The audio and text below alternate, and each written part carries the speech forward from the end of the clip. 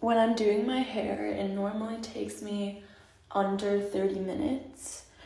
I have kind of learned how to quicken the straightening and drying process of my hair, and thus it's made it faster to do.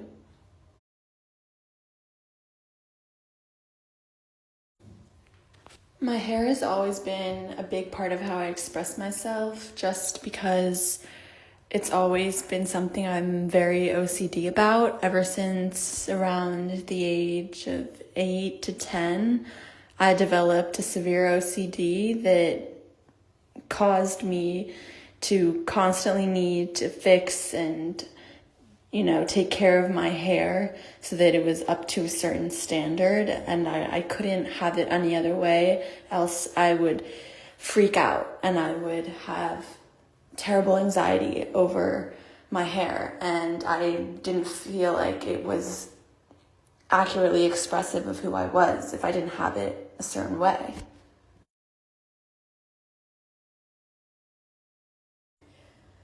I started bleaching my hair around junior year of high school because I wanted to remind myself of the hair I used to have, which I liked a lot more.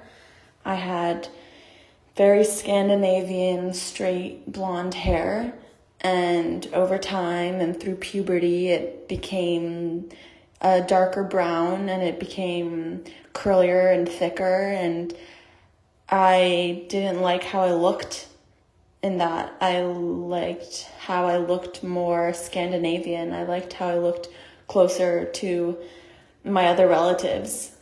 So I started to bleach, and this is around the time I started to straighten more frequently my hair too. I'd like to say that if there was one thing I could change about my hair, it would be my anxiety about my hair, because I need to learn how to appreciate the beauty of my natural hair, and I not only need to, but want to. It's just been something I've dealt with for a really long time and caused a lot of personal pain. And I think that if I didn't have or had lessened anxiety about my hair, I would be way more appreciative of what it looks like, what I look like. I'm incredibly attached to my hair because it's the one thing that I can kind of control and fix to make my OCD satisfied, my anxiety satisfied, as well as maintain this cultural connection to my heritage. Though fucked up, it's what I do every single day to upkeep that mode of expression. My favorite or go-to hairstyle is probably just after I've straightened it, after it's been, dyed. I like to either keep it as is, keep it down, or clip it up. I'm also someone that gets OCD, that if my hair is even somewhat altered, then the entire hairstyle has to change. So putting it up kind of brings it out of my face and out of mind's way, and then I feel happy. My hair process is fucked up, and I acknowledge that. I think that that's important for me to note because it's something I struggle a lot with and have a lot of anxiety around, and it's something that I'm constantly working on each day.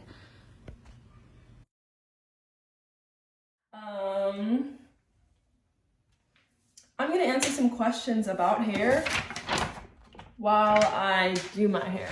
Hair care time, yeah. Okay, so first question, how long does it take you to do your hair? I would say it depends on how moisturized my hair is. It's like a plant on my head, and plants can't go without sunshine, water, nutrients.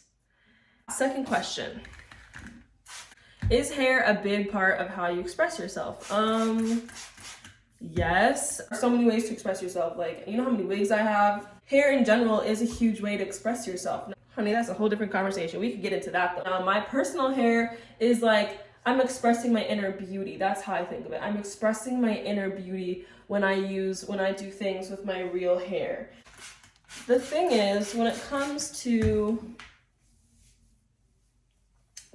hair care is so important to Black women. You know, if we take the conversation back to like beauty standards, Black women did not normally meet those standards, and still for the most part do not meet beauty standards in the US. You know, they don't have many, they have them now, okay? This isn't to say that there isn't any diversity or anything, but you know, we see a lot of white women holding the torch and passing the standards of beauty down to other generations of white women. Hair care and rituals of beauty are so important to Black women because we've been psychologically conditioned to think that we don't have beautiful hair and that we can't grow hair. Like, next question, change something about your hair. What would you change?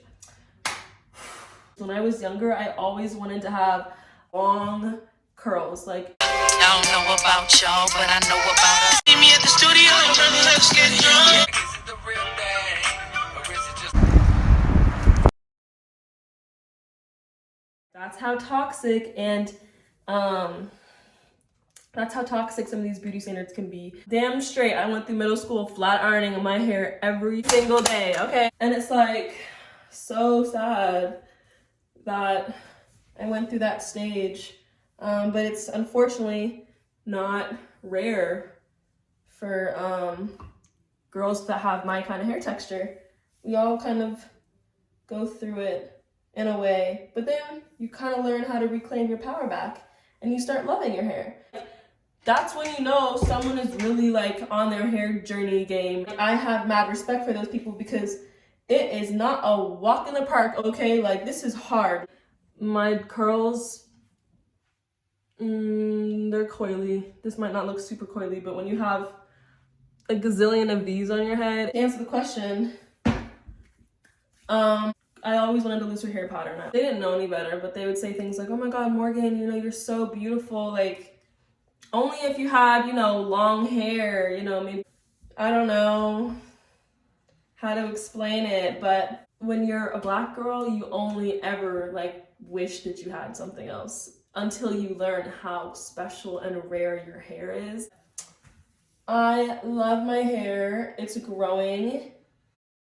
Very unique. Like, you know, it's very unique. So in general, I'm receiving my hair as a gift now because I'm mature enough to know that it's rare enough to be seen as such. That goes into the next question, identity. How's your hair part of your identity? Well, and these are kind of conversations that you might not have ever talked to a person of color about, but we care about our hair. I will always have a portion of my identity be about my hair and how I carry myself.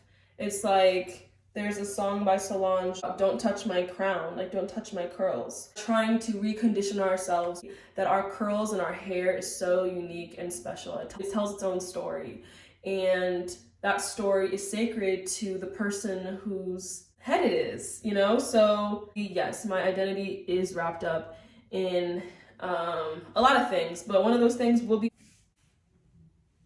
Last question, favorite style. My favorite style will always and forever be styles that are low maintenance and I don't have to take a lot of time for. So this product a lot. I like to wear my hair down a lot, but sometimes it's not healthy. So I'll switch it up and I'll wear my hair in a bun.